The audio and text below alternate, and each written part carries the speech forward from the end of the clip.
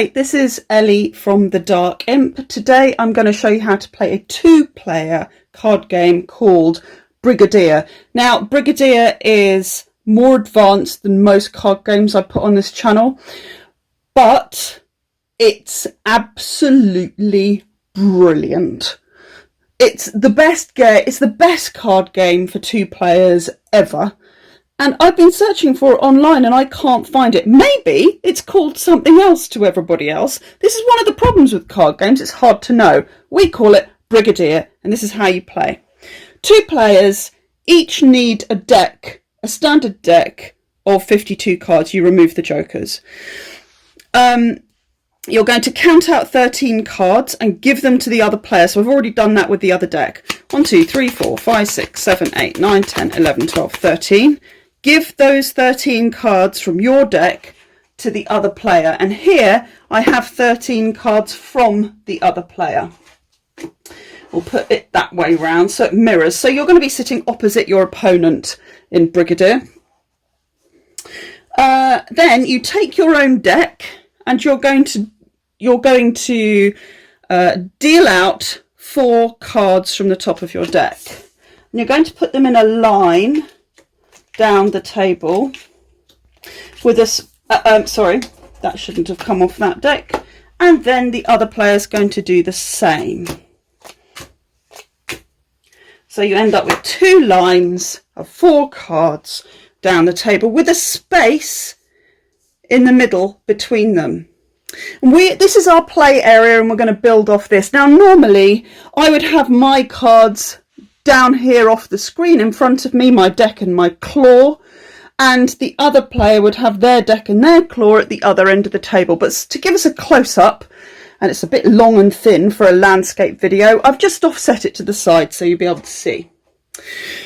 Okay, the first thing that happens is that you're going to decide who starts the game, and this can be critical because starting the game can give you a real advantage, and that is totally luck-based.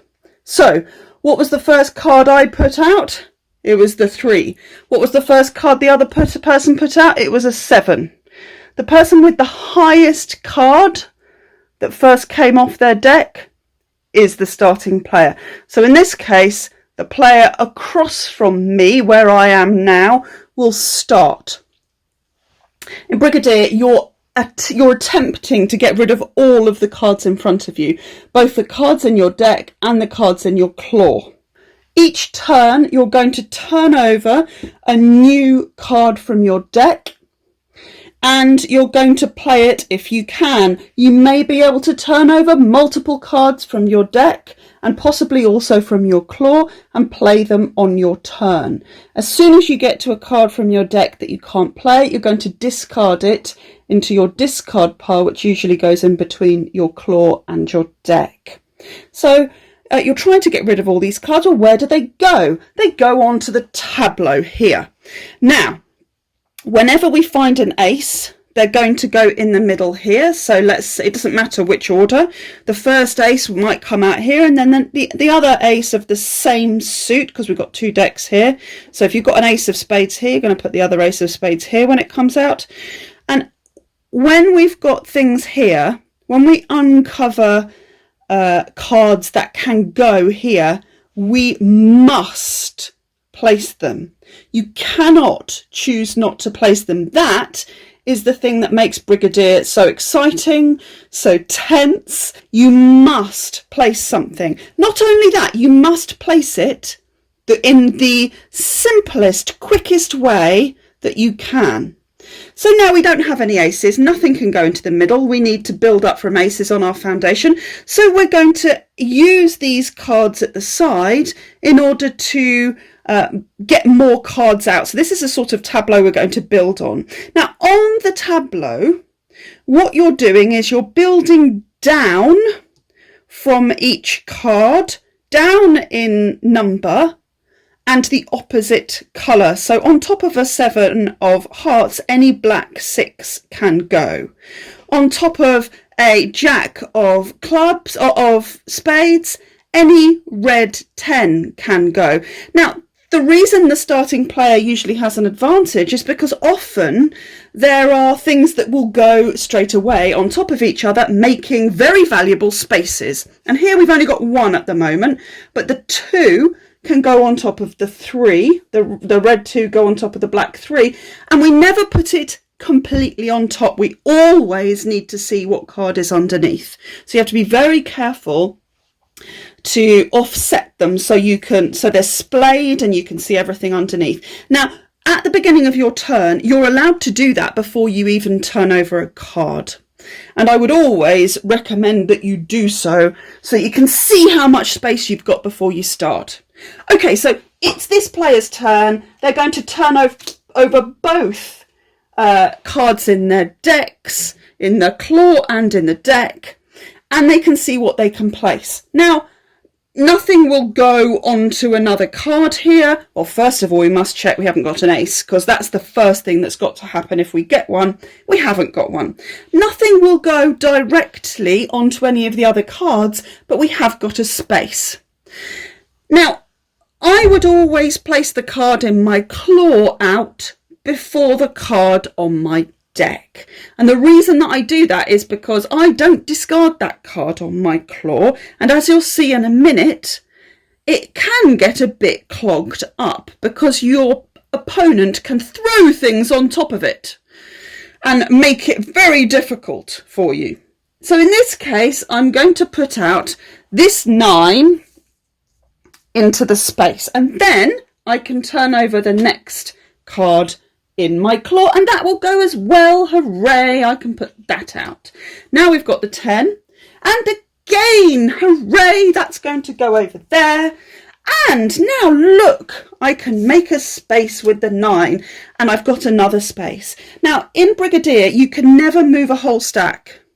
So you can't, if we had a black queen here, you could not take the whole stack and put it on top of it. You must move cards individually. That's an important rule to remember. Now we've got another space. I'm going to turn over this card, and we see it's a jack, a red jack. As I said, normally I would always choose to get the claw out, and I'm going to do that again now. Let's uncover the next card. It's a 2. It won't go anywhere. And in fact, I can't do anything else. This player cannot do anything else. No card will go. So they say that's the end of my turn, and to indicate it's the end of their turn, they take the top card of their deck and they place it on the discard pile face up. As soon as they've done that, that indicates the end of their turn. In Brigadier, you are not allowed to say, oh no, wait, I don't want to do that, I'm going back. That is the indication, and the other player can take that as absolutely crystal clear that you finished your go, and then they can dive in, because often players don't see things. They don't see how they can make a space because the movements around the tableau can be a bit tricky, and you can't, oh, I could have moved that there and put that there and done all sorts of things. Okay, now let's have a look. Before I even start, I'm going to do something to the other player here, because they've got a 6 of hearts, and I can make a space because I can take this 7 of hearts and put it over on top of their discard pile. Now I can do this because it's the same suit, and to place on top of the other player, it's got to be the same suit and a number that is 1 higher or 1 lower, not the same, than the card that is already there. Okay, now, if I was feeling very mean, I could take this 5 and place it here, and then take this 6 and place it on top too. And remember, any cards here, that player has to get out before they can win the game. But, big warning here, that move I've just done is not in the spirit of the game. You should really only, it's legal, but it's not great sportsmanship. You should really only give players a card if it's going to help you. And this does not help you. This does not give you any advantage at all. So we're going to just rewind that and leave it as it was, because we want to play in the spirit of the game. Now, we can turn over two things. Oh, I've got a king on top of my claw, and I really, really don't want to keep this because unless I've got a space, I can't put it out. So I'm definitely going to put that out in a space and reveal again. I can't do anything else, and I'm going to discard. And the game goes on as such. Now, we haven't come across an ace yet. Again, I can't put out my 2. I can't do anything there. I roll, I turn over, and I can play that. I turn over, and that's not going anywhere. Discard. Again, I could put that one on top of there. Actually, do you know what? I'm going to put that one on top of there because in this circumstance, it helps me. I put this one on top of here, and I put this one on top of the claw, which, as you can see, might get blocked up. So now they've got 2 cards on the top of their claw, and they have to get the 3 out before they can get the 2 out, which is going to be slightly tricky, possibly. Now I've got space. Hooray! I can get this other horrible king out. Where are our aces? Here we are. The first ace is out. I must do this before I've done anything else. I must play it into the centre. And now I'm looking around for a 2 of hearts, because if a 2 of hearts is out and I can access it, I have to do that before I do anything else.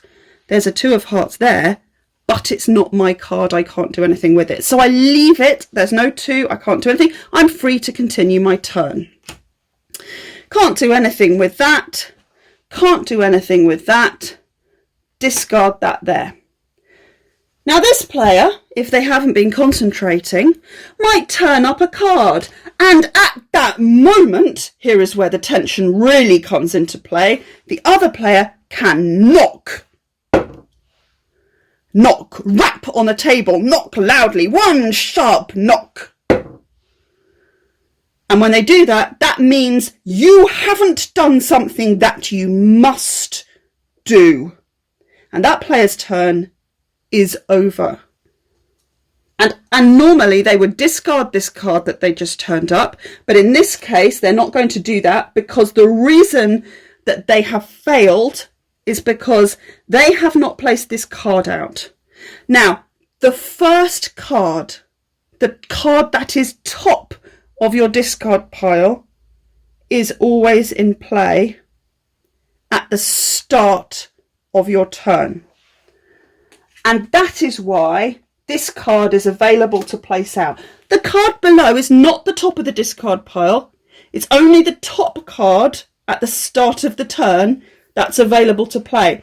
So they can't do this. Now, because I've knocked, I've just taken over their turn.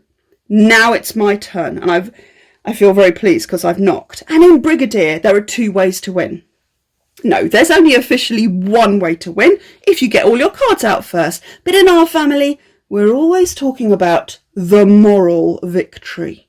And the person with the moral victory is the one that has knocked the other player more.